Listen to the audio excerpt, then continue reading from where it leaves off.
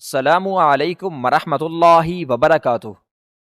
اس کا جسم پسینے سے شرابور تھا اور وہ اپنا دوپٹہ اور بیگ سنبھالتی بس کے پیچھے بھاگتی جا رہی تھی، جو اس کے پیچھے دھول اڑاتی اس کا منہ چڑھاتی بہت دور نکل گئی تھی۔ اف خدایا، کتنے ڈیش ڈیش لوگ ہیں یہ! مجھے ذرا سی دیر کیا ہوئی، انہوں نے میرا انتظار بھی نہیں کیا۔ وہ رونے کے قریب ہو گئی تھی، اوپر سے گرمی اتنی شدید تھی کہ پسینہ پاؤں کے سینڈل کو چھو رہا تھا۔ اب پھر مجھے لوکل بس پر جانا پڑے گا، کیونکہ رکشہ یا ٹیکسی کا تو کرایہ تک نہیں میرے پاس۔ یونیورسٹی کی بس الینا کے لیٹ ہو جانے کی وجہ سے جا چکی تھی اور وہ سڑک پر کھڑی لوکل بس کا انتظار کرنے لگی۔ اس کے چہرے پر شدید ناگواری تھی۔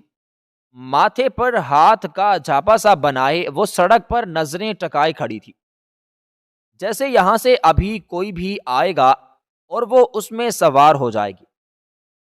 سڑک سے ذرا دور ایک بلیک مرسڈیز کھڑی تھی، جس کے ادھ کھلے شیشے میں سے کوئی باہر جھانک رہا تھا۔ شاید وہ اسے ہی دیکھ رہی تھی۔ ہائے ری قسمت! ہمارے نصیب میں تو ایک لوکل بس تک نہیں ہے، اور خدا نے کیسے کچھ لوگوں کی زندگی میں بس عیش ہی عیش لکھ دی ہے۔ اس نے ایک بار پھر اپنی قسمت کو کوسا۔ خدا خدا کر کے دور سے ایک کھٹارا لوکل بس آتی دکھائی دے گئی۔ اس کی تو جیسے جان میں جان آ گئی، مگر بس اس قدر مسافروں سے لدی آ رہی تھی جیسے سارے مسافر داتا دربار فریقہ لنگر کھانے نکل پڑے ہوں۔ اف اف، اب میں کیسے سوار ہوں گی بس میں؟ بس تھوڑی دور کی کچھ مسافر نیچے اتر گئے تو وہ بھی گھستی گساتی جگہ بناتی بس کے اندر قدم رکھنے میں بھی کامیاب ہو گئی۔ پاکستانی عوام بھی بھلا کی ڈیٹ ہے، جب کہیں گنجائش نہیں بھی نکل رہی ہوتی تو نکال لیتی ہے۔ اس نے بھی ذرا سا کھڑے ہونے کی گنجائش نکال ہی لی تھی۔ بس جب چلنے لگی تو اس نے باہر کی سمت دیکھا تو ایک دم سے اسے حیرت کا شدید جھٹکا لگا۔ جو وہ اپنی بلیک مرسڈیز میں بیٹھا اسے گھور رہا تھا، اب اپنی گاڑی سے نکل کر بس کے پیچھے دوڑ رہا تھا، اور بالآخر وہ بھی بس کی ڈنڈے کو پکڑنے میں کامیاب ہو گیا۔ الینا کا تو حیرت سے منہ کھل گیا۔ بھلا اس کا حلیہ اس کھٹارا بس میں سوار ہونے والا تھا؟ پاگل کہیں کا! اپنی مرسڈیز چھوڑ کر کیا بس میں آلو چھولے بیچنے آیا ہے؟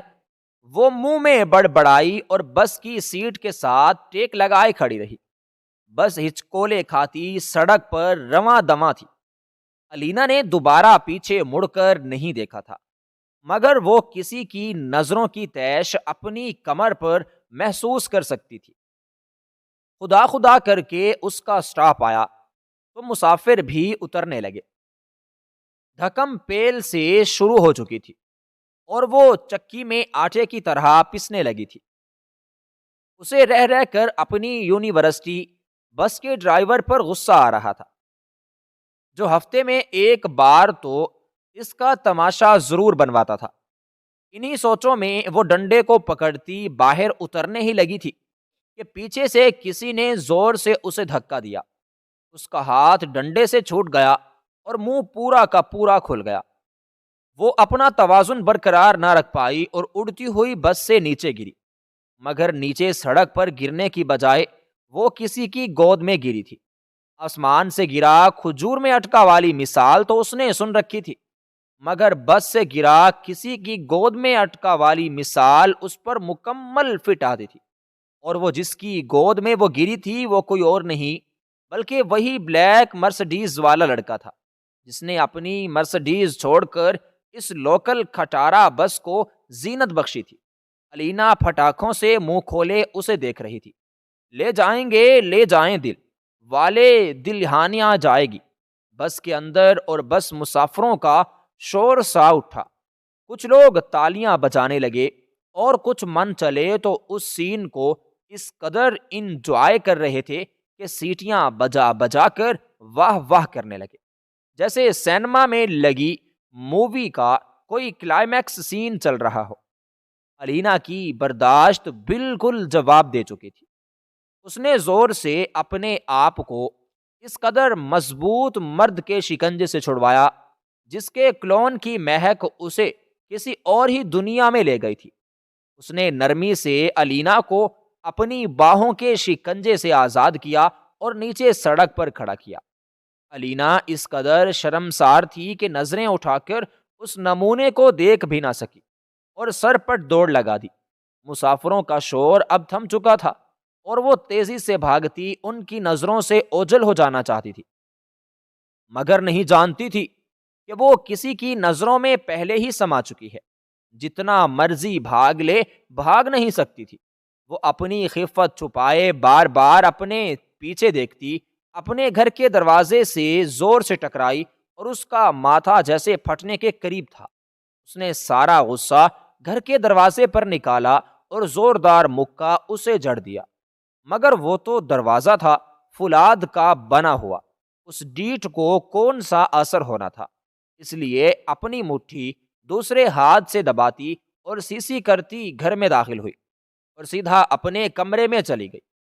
بابا اسے بار بار آج کا وہ منظر یاد آنے لگا اور اس کی خفت میں مزید اضافہ ہوتا جاتا۔ کیا ضرورت تھی اس کو اسے گود میں اٹھانے کی؟ اس سے تو اچھا تھا وہ سڑک پر گرتی، اس کی ٹانگ ٹوٹ جاتی، وہ مر ہی جاتی۔ مگر آج وہ اپنی یونیورسٹی فیلوز کے سامنے اسے ذلت اٹھانا پڑی تھی، وہ تو نہ اٹھاتی نا۔ اور وہ نمونہ نہ جانے کون تھا، کہاں سے آیا تھا؟ اپنی گاڑی سے اتر کر بس میں سوار ہونے کا کیا مقصد تھا اس کا؟ شاید وہ الینا کو تماشا بنانے کے لیے ہی اس کھٹارا بس میں سوار ہوا تھا، اور جب خوب واہ واہ سمیٹ لی تو چلتا بنا۔ لومبڑ کہیں کا، اگر ایک بار مجھے مل جائے نا تو چھوڑوں گی نہیں اسے، وہ ایک عزم سے سوچنے لگی تھی۔ بے اختیار ایک ہوش ربھاسی خوشبو اس کے نتنوں سے ٹکرائی تھی، جو شاید اس کے اپنے ہی وجود سے پھوٹ رہی تھی اور جسے اس نے اپنے ہی نوٹس کیا تھا۔ اس نے اپنے کپڑوں کو سونگا تھا، وہ تو خوشبو اس کے پسینے کی بو میں شامل ہو کر ایک نیا ہی فلیور دے رہی تھی۔ اوہ، تو یہ خوشبو اسی موصوف کے پرفیوم کی تھی، کیونکہ اس نے تو اپنی زندگی میں پرفیوم کی شکل بھی نہیں دیکھی تھی۔ مگر اس خوشبو کے ساتھ کچھ اور بھی تھا جو اس کے دوپٹے میں اٹکا پڑا تھا۔ اس نے بے اختیار اسے وہاں سے نکالا۔ ارے واہ، کیا کمال کی چیز ہے! وہ موم کا گڈا جسے گود میں اٹھانے کے بعد اپنی ایک قیمتی چیز میرے وجود سے نتھی کر گیا تھا۔ وہ بے اختیار مسکرا دی تھی، اور جب اگلے روز وہ یونیورسٹی پہنچی تو اپنی کلاس کی طرف جاتے ہوئے اسی خوشبو نے اس کا پیچھا کیا۔ وہ منفرد خوشبو تھی، وہ اسے فوراً پہچان گئی تھی، مگر اس بار وہ اس کے کپڑوں سے نہیں اٹھ رہی تھی۔ اس نے بے اختیار ہی پیچھے پلٹ کر دیکھا تو اس کایا پلٹ پر حیران رہ گئی اور اسی نمونے کو اپنے ساتھ کھڑا پایا جو شاید دلچسپی سے اس کی جانب دیکھ رہا تھا۔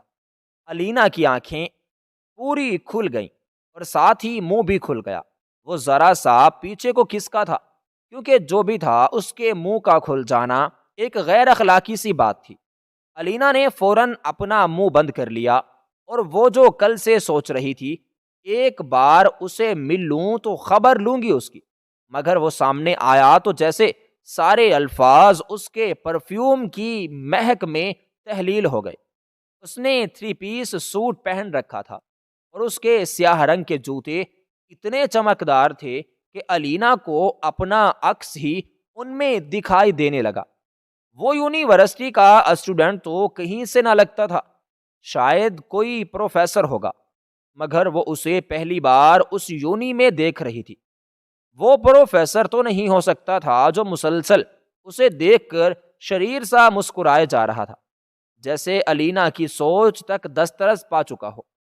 وہ اپنے ذہن میں مسلسل تانے بانے سے بن رہی تھی اور وہ مشکوک سی نظروں سے اسے دیکھ رہا تھا، جیسے اندر تک ایکس رے کر رہا ہو۔ وہ کچھ نروس سی ہو گئی اور اس کی معذرت سننے کا انتظار کرنے لگی، مگر جب وہ بولا تو الینا اسے یوں دیکھنے لگی جیسے اس کے لفظوں کا مطلب سمجھنے کے لیے شاید اسے کسی ڈکشنری کی ضرورت پڑ گئی ہو۔ اس نے اپنا ہاتھ آگے بڑھایا اور کہا کہ میرا پین دو۔ اس نے بے تکی سی بات کا کیا مطلب؟ اس نے کہا کون سا پین؟ حالانکہ وہ اچھی طرح سے جانتی تھی کہ وہ کون سی پین کی بات کر رہا ہے، مگر کمال معصومیت سی بن گئی، جیسے اپنی زندگی میں اس چیز سے دور دور تک واسطہ نہ پڑا ہو۔ اس نے کہا، جب کل تم میری گود میں گری تھی نا، تو میری جیب سے ایک پین گر کر تمہارے دوپٹے کی لیس میں جا اٹکا تھا، میں وہی لینے آیا ہوں۔ تو وہ اس سے معافی مانگنے نہیں بلکہ کچھ اور ہی مانگنے آیا تھا۔ وہ تو سرتا پیر تپ گئی، کہا کہ یہ اچھا طریقہ ہے لڑکی سے فری ہونے کا، ایک تو تم نے کل میری عزت کا تماشا بنایا، اوپر سے معافی مانگنے کی بجائے پین مانگ رہے ہو۔ وہ انتہائی ناگواری سے اپنی بات ختم کر کے واپس کلاس کی جانب مڑی۔ وہ تو بلاک کا ڈیٹ تھا، اس کے عین سامنے کھڑا ہو گیا۔ الینا سوالیہ نظروں سے اسے دیکھنے لگی۔ وہ کچھ لمحے تو الینا کے چہرے کے ناگوار تاثرات پڑھتا رہا، پھر اس نے اس کا ہاتھ پکڑا اور اپنی جیب سے ایک پینسل نکال کر اس کی ہتھیلی پہ کچھ لکھنے لگا۔ وہ اس کی اس قدر جرت پر حیران اس کی شکل دیکھ رہی تھی، مطلب کہ حد ہی ہو گئی۔ اس نے تو اسے اپنی پراپرٹی ہی سمجھ لیا تھا، پہلے گود میں اٹھا لیا، اب ہاتھ بھی پکڑ لیا۔ اس سے پہلے کہ وہ اپنے صدمے اور غصے کا لفظی اظہار کرتی، اس نے کہا کہ یہ میرا فون نمبر ہے، جب تمہاری یادداشت واپس آ جائے، جو کل شاید دماغ پر چوٹ لگنے کی وجہ سے چلی گئی تھی، تو اپنے ذہن پر زور دینا اور اپنے کل والے کپڑوں کی تلاشی لینا، یقیناً وہ پین وہیں کہیں چھپ کے بیٹھا ہوگا، پھر مجھے کال کرنا۔ اس نے اپنے دائیں ہاتھ کے انگوٹھے اور چھوٹی انگلی کو سیدھا کیا اور درمیان والی انگلیوں کو فولڈ کر کے کان کے قریب لے جا کر وضاحت کی، جیسے بتانے کے ساتھ سمجھا بھی رہا ہو کہ کال کیسے کرتے ہیں۔ وہ پین میرے لیے بہت قیمتی ہے، کوشش کرنا کہ یادداشت جلدی واپس آ جائے تمہاری، تاکہ مجھے اسے واپس لانے کے لیے کچھ اور نہ کرنا پڑے۔ اس نے اور پرزور دیا اور الینا کی ریڑھ کی ہڈی میں سنسنی سی دوڑ گئی۔ وہ فوراً کلاس روم کی طرف بھاگی، جلدی سے اپنے بیگ کی زپ کھولی اور اس میں سے وہ قیمتی پین برآمد کیا جو شاید اکبر بادشاہ اپنی وراثت کی تقسیم کے وقت اسے سونپ گیا ہو، مگر جیسے ہی باہر کوریڈور میں آئی، وہ پھر سے غائب ہو چکا تھا۔ شاید اسے آنکھ مچولی کھیلنے میں مزہ آتا تھا، یا شاید وہ جلدی میں تھا، یا پھر ہو سکتا ہے وہ اس سے بات کرنے کا بہانہ بنا رہا ہو۔ اس نے بے اختیار اپنے ہاتھ کی ہتھیلی پر سے اس کا نمبر دیکھا۔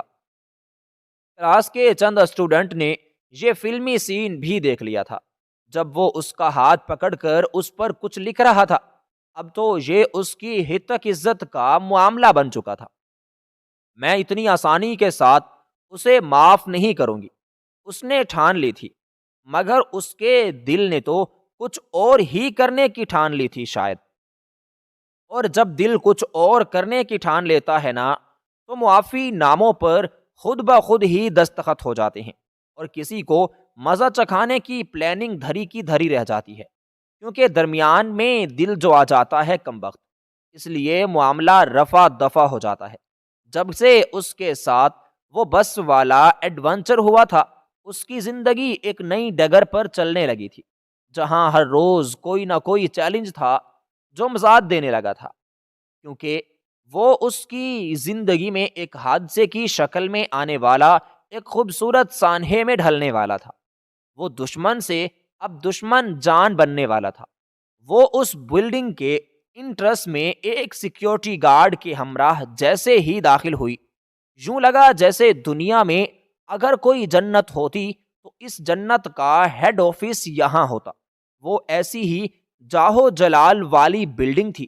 کیا ہمارے پاکستان میں اتنی خوبصورت ہے، ایسی شان و شوکت بھی پائی جاتی ہے؟ آج تک اس کی آنکھیں یہ منظر دیکھنے سے محروم کیوں ہوئی؟ کیا میری آنکھیں ایسی چیزیں دیکھنے کی اہل نہ تھیں؟ اس کے دل میں ایک ہلکا سا شکوہ دھر آیا، کیونکہ اس نے ایسے ماحول میں آنکھ کھولی تھی جہاں آسائشوں کے نام پر صرف کمرے میں بچھا ایک پلنگ اور اس کے اوپر چھت پر چلتا ایک پنکھا ہوتا تھا، جہاں وہ دن بھر کی تھکن اتارنے کے لیے ایسے لیٹتی تھی جیسے اس سے بہتر سکون آور چیز کوئی اس دنیا میں نہ تھی۔ مگر یہاں کا ماحول ایسا تھا کہ وہ بار بار کسی نہ کسی قیمتی چیز سے ٹکرا جاتی تھی، کیونکہ اس کی آنکھیں چاروں طرف دیکھنے میں مصروف تھیں۔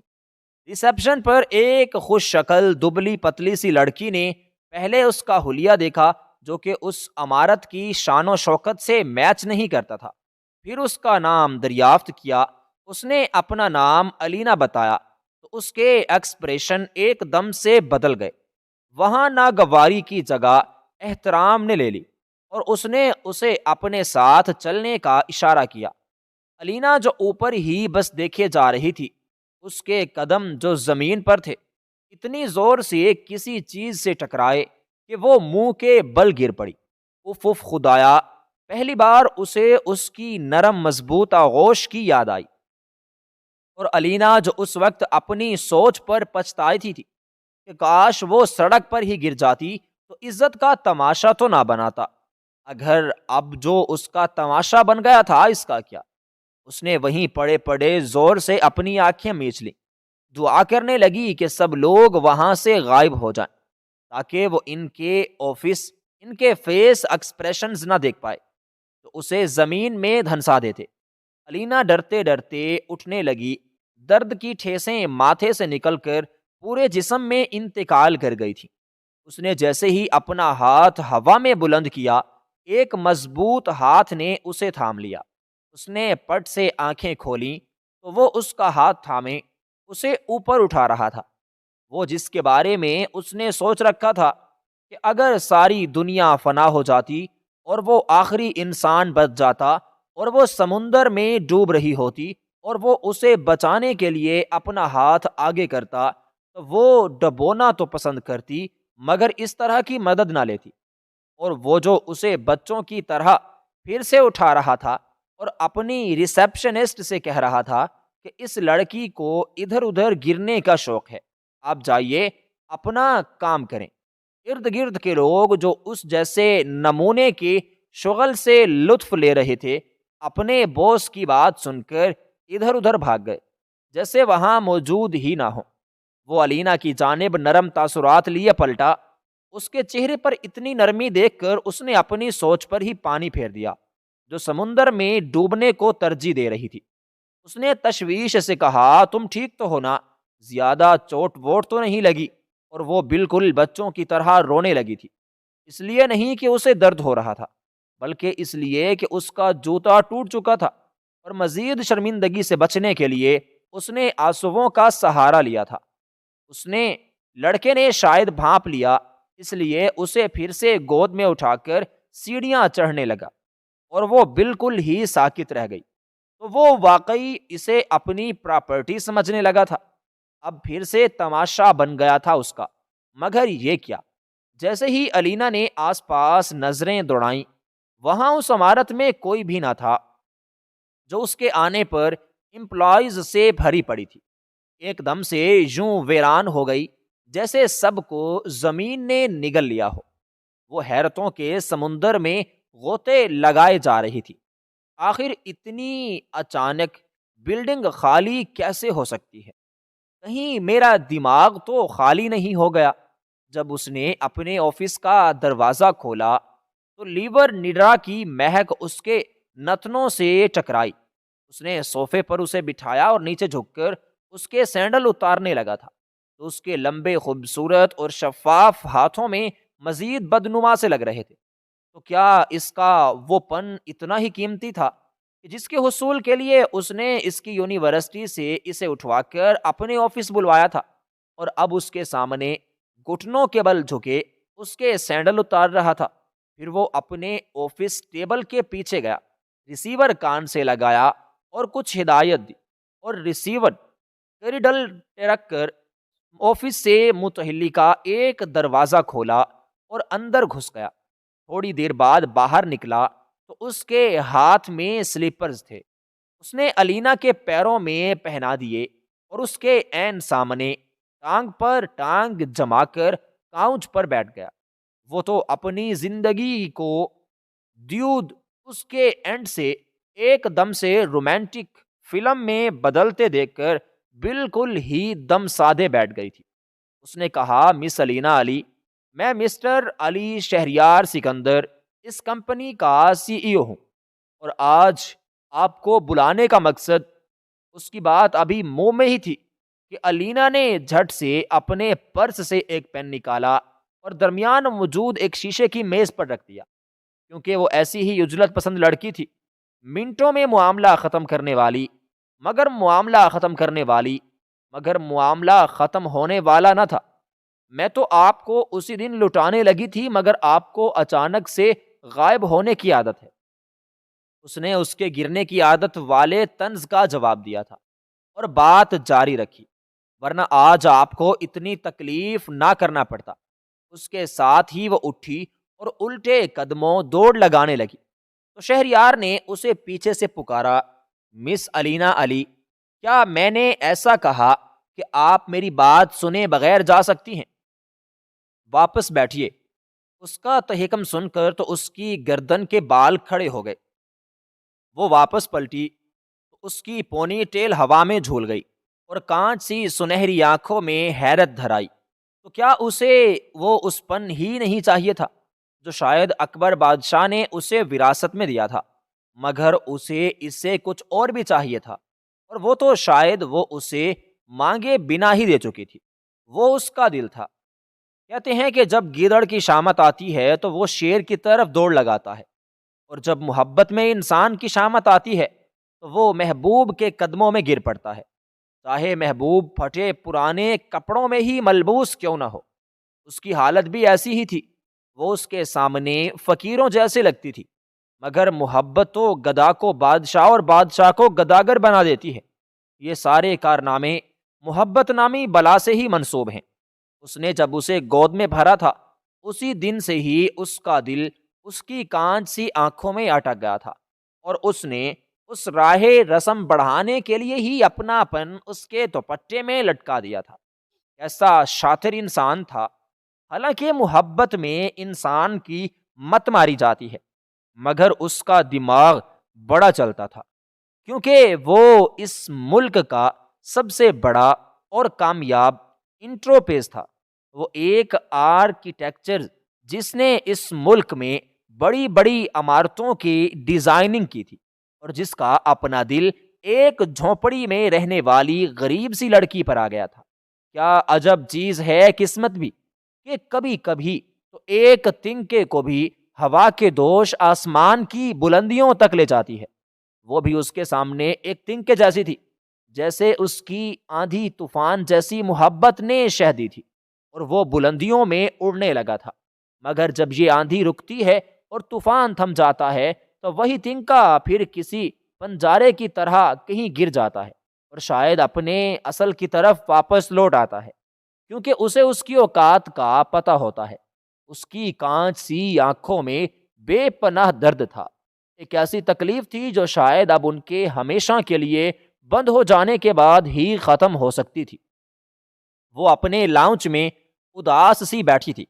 اس کے سامنے ٹی وی اسکرین پر ایک ریئلٹی شو چل رہا تھا، جس میں اینکر پرسن نے اپنے گیسٹ سے ایک سوال پوچھا تھا، یا شاید ایک خبر کی تصدیق چاہی تھی جو اس گیسٹ کے افیئر کے بعد ہونے والی خفیہ شادی سے متعلق تھی، اور اس گیسٹ نے مسکراہٹ دبا کر شاید ایک اشارے میں اس خبر کی تردید یا پھر تصدیق کر دی تھی۔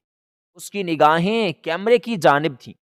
یوں لگتا تھا جیسے اس نے اس خبر کی تصدیق الینا کی آنکھوں میں آنکھیں ڈال کر کی تھی، اور اسے اس کی اوقات یاد دلوائی تھی جو شاید وہ بھول چکی تھی۔ اس شو کے گیسٹ آف آنر اس ملک کے کامیاب ترین آرکیٹیکچر مسٹر شہریار سکندر تھے۔ اس شو کی ہوسٹنگ دبئی سے لائیو ہو رہی تھی۔ اس نے دبئی میں ایک کامیاب ترین عمارت کو آرکیٹیکٹ کیا تھا، اور اسی کے کامیاب افتتاح کے بعد اسے ایک شو میں مدعو کیا گیا تھا، اور ساتھ ہی اس کی پرسنل لائف کے بارے میں سوال پوچھا گیا تھا۔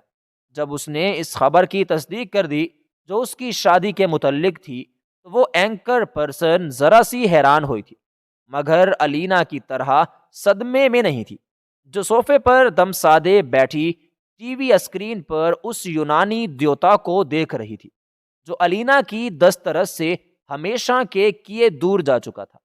اس کا مکمل ہونے سے پہلے ہی اینکر پرسن نے کہا کہ مسٹر شہریار سکندر، ہم نے یہ خبر بھی آپ کے متعلق سن رکھی ہے کہ آپ کا پاکستان میں بھی کوئی انتظار کر رہا ہے جسے آپ نے اپنے نام پر بٹھا رکھا ہے، مگر آپ نے شادی یہیں کر لی، کیا ایک دم سے آپ کا دل بدل گیا تھا؟ اس ٹوہ لینے کے ساتھ ہی وہ ایک میسنی سی ہنسی ہنسنے لگے اور شہریار سکندر کا چہرہ ایک لمحے کے لیے ذرا سا بدلا تھا۔ یہ وہ چہرہ تھا جسے الینا جانتی تھی، پہچانتی تھی، مگر وہ بس ایک لمحہ تھا جو زائل ہو گیا تھا، سو وہ واپس سپاٹ ہو گیا۔ اس نے کہا کہ ہم جب کچھ خریدنے جاتے ہیں تو بہت ساری شاپس وقتی طور پر ہمیں اٹریکٹ کرتے ہیں، مگر ہم گھر میں صرف انہی کو لے کر آتے ہیں جو ہمارے اسٹینڈرڈ کے مطابق ہوں۔ آئی ہوپ آپ کو آپ کا جواب مل چکا۔ شہریار نے اینکر پرسن کی جانب شریر سی نگاہ مسکراہٹ اچھالی، وہ سمجھداری سے سر ہلانے لگی، اور سمجھ تو الینا بھی گئی تھی کہ شہریار کا اشارہ کس جانب تھا، اور یہ ایسی بات تھی کہ ہتک سے الینا کا چہرہ سرخ پڑ چکا تھا، اس کے خون کی رگیں جن میں محبت اور انتظار نامی بلا خوش فہمی سے گردش کر رہی تھی۔ ایک دم سے وہ گردش ساکت پڑ گئی، اسے لگا شاید اب یہ دل کبھی نہ دھڑکے گا۔ اس نے زور سے ریموٹ کا بٹن دبایا اور شہریار نامی بلا کو ہمیشہ کے لیے اپنی نظروں سے اوجھل کر دیا۔ الینا اس کے آفس میں بیٹھ چکی تھی کیونکہ اس کی بات ابھی ختم نہیں ہوئی تھی۔ وہ قدم قدم چلتا اس کے پیچھے آیا، اس کاؤچ پر اپنے دونوں ہاتھ پھیلا دیے جس کے درمیان وہ بیٹھی تھی، اور اپنا چہرہ بالکل پیچھے سے اس کے کان کے قریب لایا۔ اس کی قربت کا احساس اتنا شدید تھا کہ الینا کو اپنا سانس بند ہوتا دکھائی دیا۔ اس نے اس کے کان میں ایک سرگوشی کی، ایک ایسی سرگوشی کی جس کے سن کر زمین کی گردش اچانک سے تھم گئی، ساکت پڑ گئی، اور درختوں کے پتوں نے اپنے کان اس آفس کی کھڑکیوں پر ٹکا دیے، کیونکہ وہ سب اس پیام محبت کو سننے میں دلچسپی رکھ رہے تھے جو الینا کے کانوں میں کسی نغمے کی طرح گونج اٹھا تھا، اور اس کا دل زور زور سے دھڑ دھڑایا تھا کیونکہ اس پر پڑنے والی دستک نے اسے دروازہ کھولنے پر بھی مجبور کر دیا تھا۔ محبت کی دستک کو نظر انداز کرنا اس کے بس میں نہ تھا۔ اس نے کہا کہ مس الینا علی، میں دن میں ہزاروں لڑکیوں سے ٹکراتا ہوں، میری کوئی نہ کوئی چیز بھی اس ٹکر میں کھو ہی جاتی ہے، مگر آپ کے ساتھ جو میری ٹکر ہوئی ہے اس میں صرف میرا پین ہی آپ کے دوپٹے میں نہیں اٹکا تھا، بلکہ میرا تو دل بھی آپ میں اٹک گیا۔ پین تو آپ نے مجھے دے دیا ہے، مگر دل ایک بار کھو جائے تو پھر واپس نہیں آتا، اور میں واپس لانا بھی نہیں چاہتا۔ الینا سے پہلی بار کسی نے یوں اظہار محبت کیا تھا۔ اس کے سر کی ٹھیسیں اب اس کے دل میں اٹھنے لگی تھی، مگر یہ ٹھیسیں مزہ دے رہی تھی۔ وہ اس کی اس قدر ڈرمائی سی بات پر دنگ رہ گئی تھی۔ وہ خواب دیکھا کرتی تھی کہ کبھی کوئی شہزادہ گھوڑے پر سوار ہو کر آئے اور اسے اس اذیت بھری زندگی سے چھٹکارا مل جائے۔ کوئی تو ہو جو آ کر اس کا ہاتھ تھامے اور کہے کہ میں ہوں نا الینا۔ اور آج جب وہ اس کی زندگی میں حقیقت بن کر آ گیا تھا تو اسے اس حقیقت پر بھی خواب کا گمان ہونے لگا تھا۔ کیا واقعی ایسا ممکن ہے کہ اتنی بڑی کمپنی کی سیاہ اوکے ایک لوکل بس میں سفر کرنے والی عام سی لڑکی سے محبت ہو جائے، وہ بھی دھواں دھور قسم کی؟ اور جب آپ کو دھواں دھار قسم کی محبت ہو جائے تو باقی ساری دنیا اس دھوئیں کی لپیٹ میں دھندلی پڑ جاتی ہے۔ بس آپ کو اس دھوئیں کے مرغولے میں اپنا محبوب ہی دکھتا ہے، اور اس کے محبوب شہریار سکندر کو بس وہ دکھ رہی تھی، کیونکہ جب محبت ہو جائے تو یہ نہیں دیکھتے کہ لوگ دیکھ کر کیا کہیں گے، بس یہ دیکھتے ہیں کہ ہم کیا دیکھنا چاہتے ہیں۔ وہ بس ایک دوسرے کو دیکھنا چاہتے تھے۔ محبت کرنے والے یہ نہیں سوچتے کہ لوگ کیا سوچتے ہیں، بلکہ وہ ایک دوسرے کو سوچنا چاہ رہے ہوتے ہیں، ایک دوسرے کو محسوس کرنا چاہتے ہیں اور کر رہے تھے۔ لینا کہیں بھی ہوتی تو وہ اسے ڈھونڈ لیتا۔ وہ یونیورسٹی کے کسی گراؤنڈ میں تھوڑی دیر کے لیے درخت سے ٹیک لگائے سستا رہی ہوتی تو وہ بھی اس درخت کے دوسری جانب بیٹھ کر سستانے لگ جاتا۔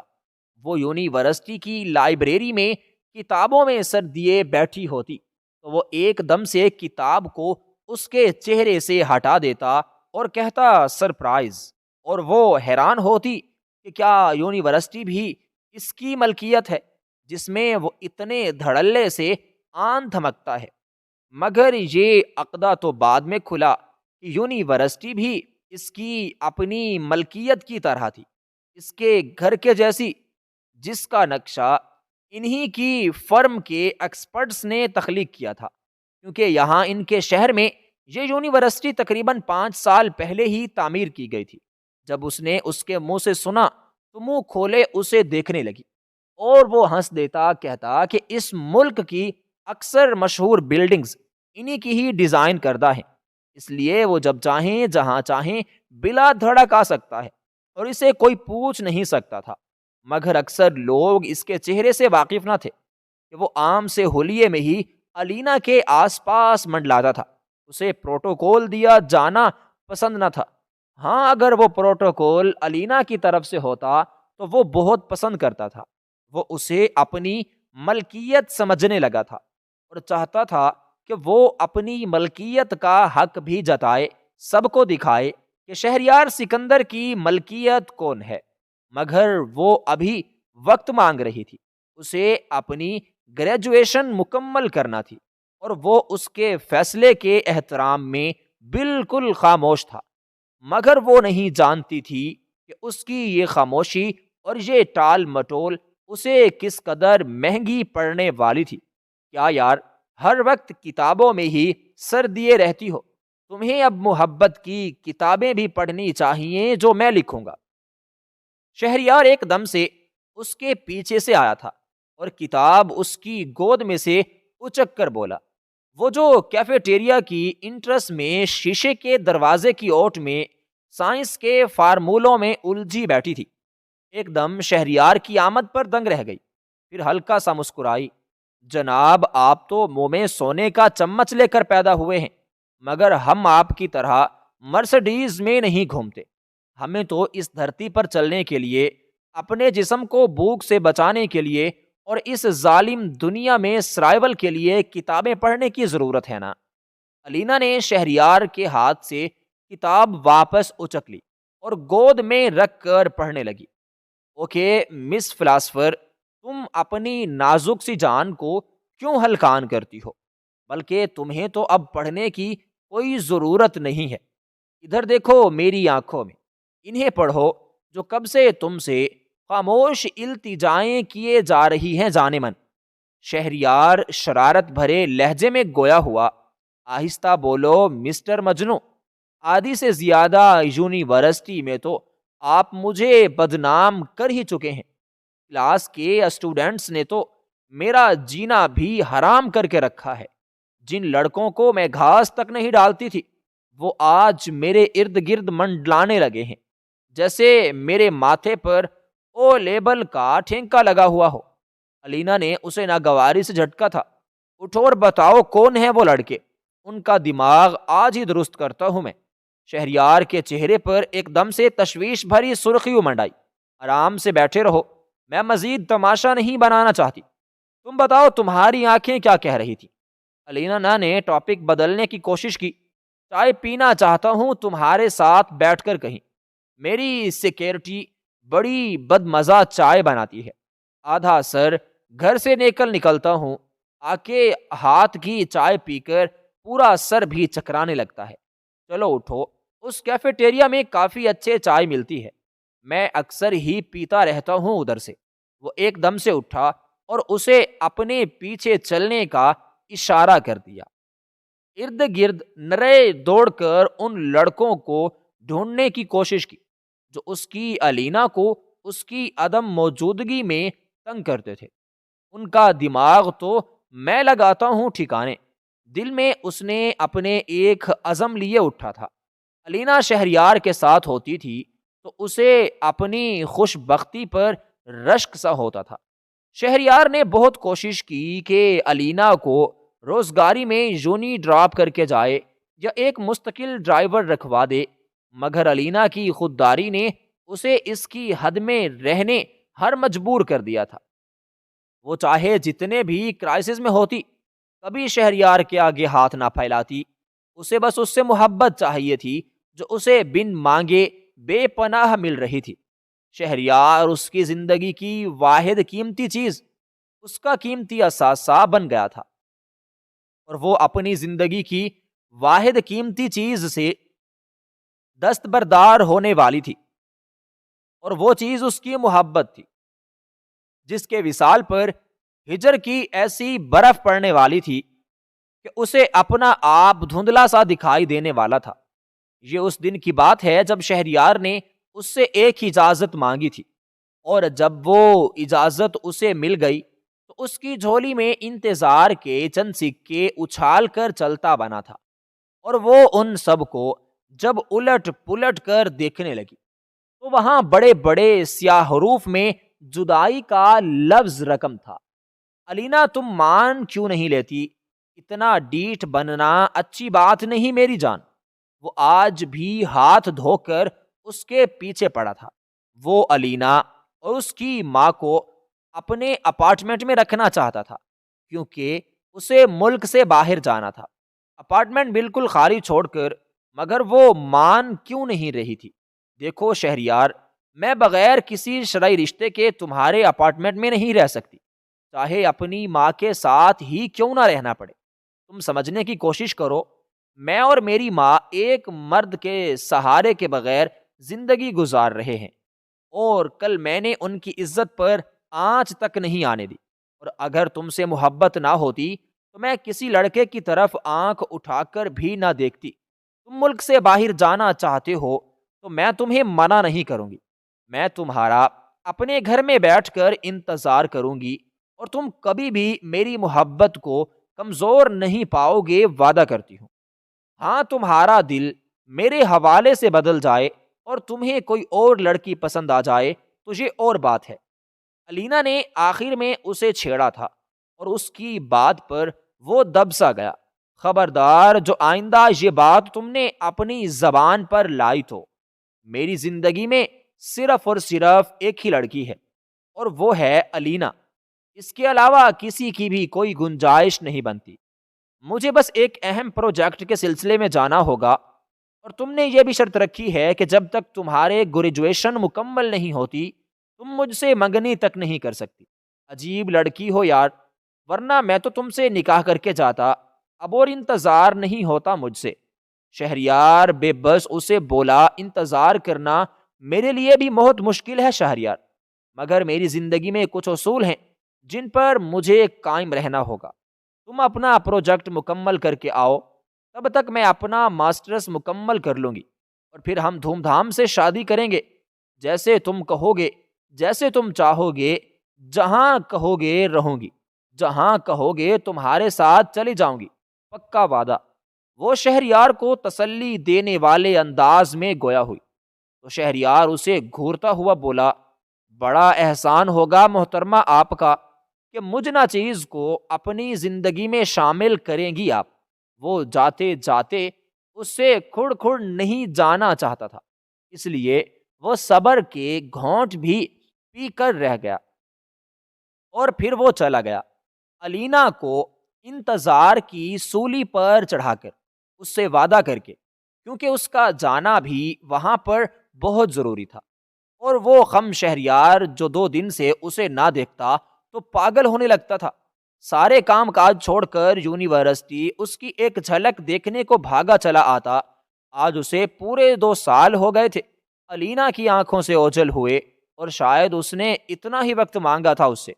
2 سال بعد الینا کا ماسٹرز مکمل ہو جانا تھا، اور اور اس کے بعد اس کے دبئی سے واپسی پر ان کا یہ طویل ہجر وصال میں بدل جانا تھا۔ یہی وعدہ تھا جو وہ کر کے گیا تھا، کیونکہ اسے دبئی میں ایک پروجیکٹ مکمل کرنے کے لیے وہاں جانا تھا اور اس پر کام کرنا تھا۔ وہ پروجیکٹ بھی مکمل ہو چکا تھا اور علینا کے انتظار کے میعاد بھی اسے جو انتظار کی آگ نے جلا ڈالا، اب وصل کے لمحوں کو سوچ کر گدگدانے لگی تھی۔ اس سے پوچھنے لگی تھی کہ وہ کب کی فلائٹ سے واپس آ رہا ہے۔ اس نے ویلکم کی تیاری کر لی تھی، اسے کیا کیا سرپرائز دینا تھا اس نے سب کچھ سوچ لیا تھا، مگر جب سے اسے بات کرنے کے لیے اس کا نمبر ملایا تو وہ بند جا رہا تھا۔ کبھی کبھار ایسا ہو جاتا تھا کہ ان کا 2 دن تک رابطہ نہ ہوتا، یا شاید کبھی ایک ہفتہ بھی نہ ہوتا، مگر اس سے پہلے کہ وہ اسے انفارم کر دیتا کہ وہ مصروف ہے، مگر یوں اچانک سے اطلاع دیے بغیر وہ منظر سے غائب ہو گیا۔ علینا نے کچھ دن صبر سے انتظار کیا تھا، مگر یہ کچھ دن جب کچھ ہفتوں میں اور کچھ مہینوں میں ڈھل گئے تو وہ کسی اجڑے چمن جیسی ہو گئی تھی، جس کے درختوں پر محبت کے پنچھی بسیرا کر کے اس محبت کو باغ سے شاداب کر کے اب وہاں سے کوچ کر گئے تھے۔ وہ گھر میں اپنی ماں کے ساتھ ہی رہتی تھی، باپ اس کا بچپن میں ہی چھوڑ کر چلا گیا تھا، اس لیے اس کے دل کا حال جاننے والی بس اس کی ماں ہی تھی۔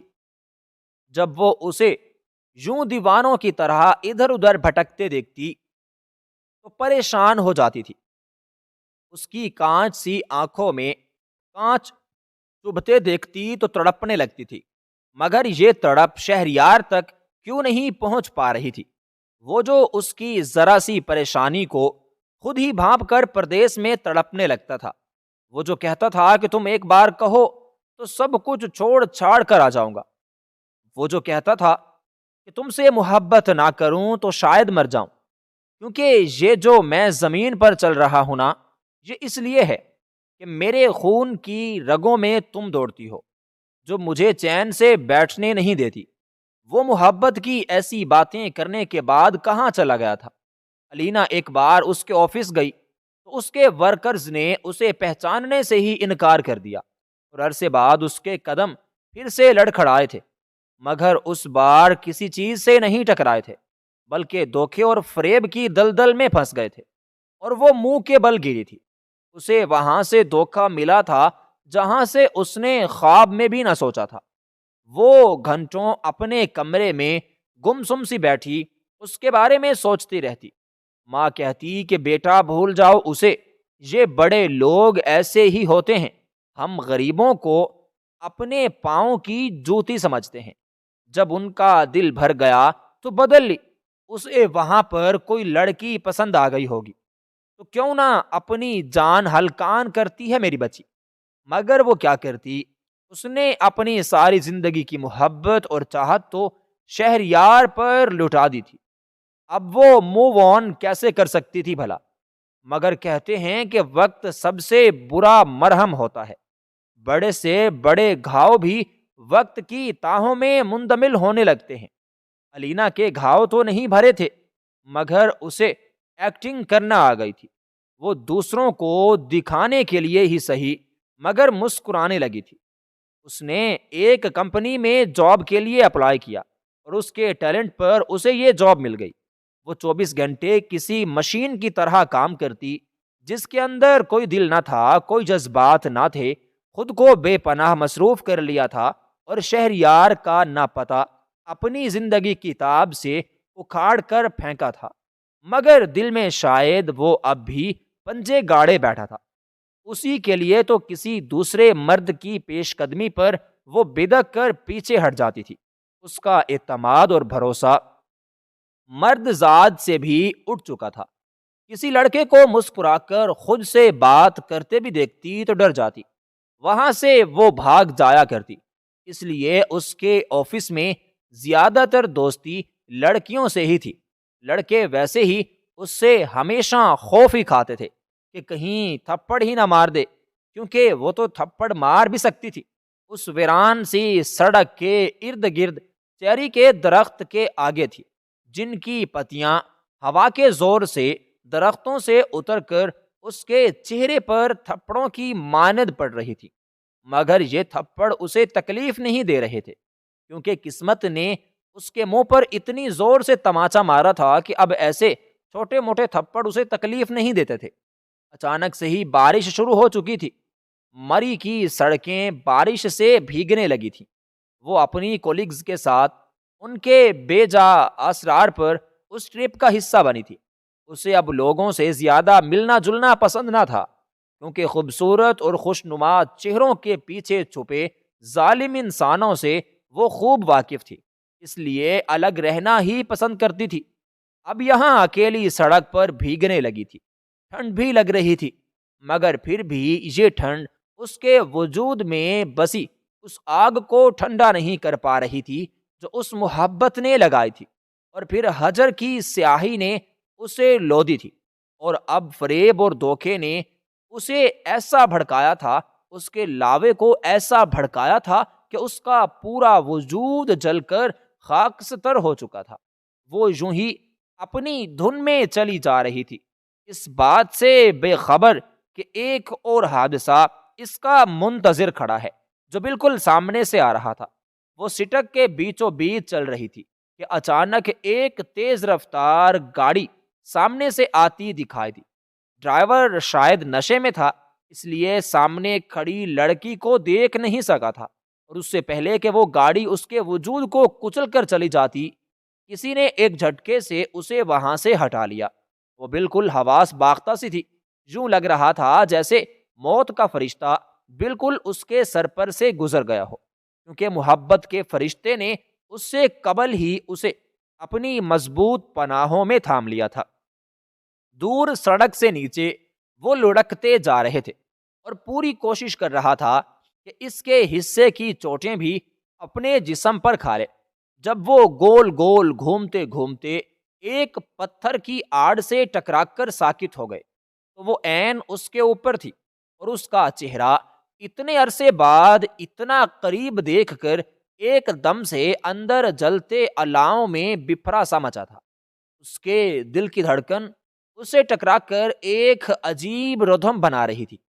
اس کے پرفیوم کی مہک اس کے کپڑوں میں اور اس کے پورے وجود کے اندر بھی رچنے لگی، اور جب وہ ہوش کی دنیا میں آئی تو زور سے اسے پرے دھکا دیا، اس سے دور ہٹ گئی۔ اس کی چوٹوں میں ایک چوٹ کا اضافہ کیا کہ وہ کراہنے لگا تھا۔ اسے اپنے یوں دور جاتا دیکھ کر وہ ایک دم سے اٹھا اور بھاگ کر اس کے پاس آیا۔ اسے ٹٹولنے لگا، کہیں چوٹ تو نہیں لگی، تم ٹھیک تو ہو نا؟ اور یہ جملہ جسے سننے کے لیے اس نے 4 سال انتظار کیا تھا، اس سوال پر جیسے تپ گئی، جیسے اندر کا لاوا ایک دم سے پھٹ پڑا۔ وہ جو اس کے قریب آنے کی کوشش کر رہا تھا، الینا نے ایک دم سے اسے پرے دھکیلا، مگر اس بار وہ لڑکھڑایا نہ تھا، جیسے وہ جانتا ہو کہ اس کا رد عمل کیسا ہوگا۔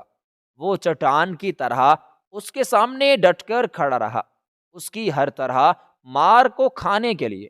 الینا نے زور زور سے اس کے سینے پر گھونسے مارنا بھی شروع کر دیے تھے، اور اس کی آنکھوں میں اس کے اپنے سپنے کا سارا درد بھی بہنے لگا تھا۔ وہ کوئی بھی مزاحمت کیے بغیر اس کی مار کھا رہا تھا، جیسے وہ اسی لائق تھا، اسی کا مستحق تھا۔ اور پھر ایک دم سے شہریار نے اس کے دونوں کندھوں سے اسے پکڑ لیا۔ وہ ساکت رہ گئی تھی، دھندلی آنکھوں سے اس کی آنکھوں میں بھی دیکھنے لگی تھی۔ اس کی آنکھوں میں درد تھا کہ سارا بہہ جانے کو تیار تھا۔ اس نے زبان سے یک لفظی شکوہ کیا، کیوں؟ آخر کیوں؟ کیا تم نے میرے ساتھ یہ سب؟ اور اس کیوں میں اتنی تکلیف تھی کہ جیسے شہریار کا اپنا وجود بھی اس اذیت میں جل کر راکھ ہو گیا ہو۔ اس نے بے اختیار الینا کو سینے سے لگا لیا، اور اس کا دل ایک دم سے درد سے خالی ہو گیا، جیسے اسے اپنا ٹھکانہ واپس مل گیا ہو، جیسے وہ بن جارا تنکا پھر سے ہوا میں اڑنے لگا ہو، کیونکہ اس کو پھر سے محبت کے پر لگ گئے تھے، اور اب وہ دور آسمانوں میں اڑتا ہوا دکھائی دے رہی ہو۔ کبھی نہ گرنے کے لیے وہ اس کے سینے میں سر چکائے ہچکیوں سے رو رہی تھی۔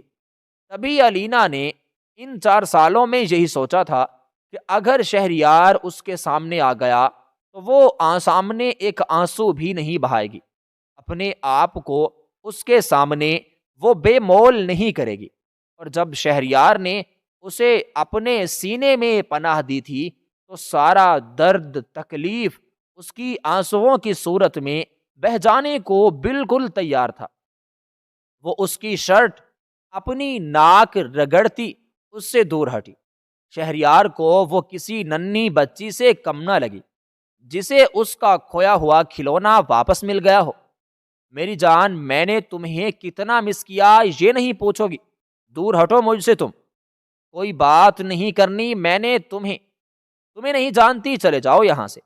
چلا جاؤں گا مگر اس بار تمہیں اپنے ساتھ ہی لے کر کے جاؤں گا، کیونکہ تمہارے بغیر یہ وقت کیسے کاٹا ہے اس وقت کی تفصیل بتانے کے لیے میرے پاس لفظ نہیں ہیں۔ وہ اسے دونوں بازوؤں سے تھام کر پھر اپنے قریب کر گیا۔ وہ بازو چھڑوانے لگی۔ اچانک سے اسے ٹی وی اسکرین پر شہریار یاد آ گیا جس نے دبئی میں خفیہ شادی کر رکھی تھی۔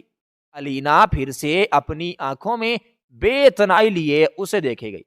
اسے چھوڑ کر میرے پاس کیا لینے آئی ہو؟ کیا سارے سوال یہیں کھڑے کھڑے پوچھو گی؟ آؤ کہیں بیٹھ کر اچھی سی چائے پیتے ہیں۔ وہ اس کا ہاتھ نرمی سے تھامتا ہوا اسے اپنے ساتھ لگا کر چلنے لگا۔ وہ ریسٹورنٹ کے اس کونے والی ٹیبل پر اس کے روبرو بیٹھی تھی۔ وہ بھی ٹانگ پر ٹانگ جما کر اسے دیکھ رہا تھا، فرصت سے، سکون سے اور محبت سے۔ ان کے درمیان میں رکھے کافی کے انچھوئے کپ اب اپنا اپنا دھواں نکال کر سرد پڑ چکے تھے، کیونکہ انہیں پینے کی ان لوگوں نے زحمت بھی نہیں کی تھی۔ وہ ایک دور سرے کو دیکھنے میں، محسوس کرنے میں اس قدر مگن تھے کہ اب شاید زندگی میں اور کچھ بھی ضروری نہ تھا۔ الینا نے اس کی کسی بات کے جواب میں اپنا ہاتھ ایک دم سے ٹیبل پر رکھا، جس کی تیسری انگلی میں ایک انگوٹھی تھی جس کا ننھا سفید رنگ کا ہیرا اس محبت کو کوئی نام دیے جانے پر سرشاری میں چمک رہا تھا۔ شہریار نے بے اختیار اپنا ہاتھ اس کے ہاتھ پر رکھا اور کہا کہ کتنی بار مجھ سے معافی منگواؤ گی؟ ہونے والا شوہر ہوں تمہارا، کچھ تو رسپیکٹ کرو نا۔ وہ جیسے بار بار یہ لفظ اسے یاد کروا رہا تھا یا خود کو رٹا رہا تھا۔ وہ اس کی بات سن کر ایک دم سے جھپ گئی۔ اتنی بار سننے پر بھی اس کا دل نہیں بھر رہا تھا کہ شہریار سکندر اب اس کی دسترس میں تھا، اسے ہر وقت دستیاب تھا، اور وہ جو اس کا اچانک 2 سال کے لیے غائب ہو جانا تھا اور اپنی خفیہ شادی کی جھوٹی تصدیق تھی، وہ سب ایک پلان تھا، ایک ڈرامہ تھا۔ وہ جس پروجیکٹ پر کام کر رہا تھا اس کے امپروول کے لیے اسے ایک منسٹر کے سگنیچرز درکار تھے، ورنہ اس کی اتنی زیادہ محنت پر پانی پھر جانا تھا، اور اس منسٹر کی بیٹی کا اس پر دل آ گیا تھا۔ وہ کسی بھی قیمت پر شہریار کو حاصل کرنا چاہتی تھی، اس لیے شہریار نے نہ چاہتے ہوئے بھی یہ سارا پروپیگنڈا اٹھا دیا کہ وہ بھی اس میں انٹرسٹڈ ہے، اسے ڈیٹ کر رہا ہے، اور اس لڑکی کو بھی یہی یقین دلانے کی کوشش کی، جس کے نتیجے میں اس نے وہ پیپرز سائن کروا دیے تھے اور اس کا پروجیکٹ امپروو ہوا تھا۔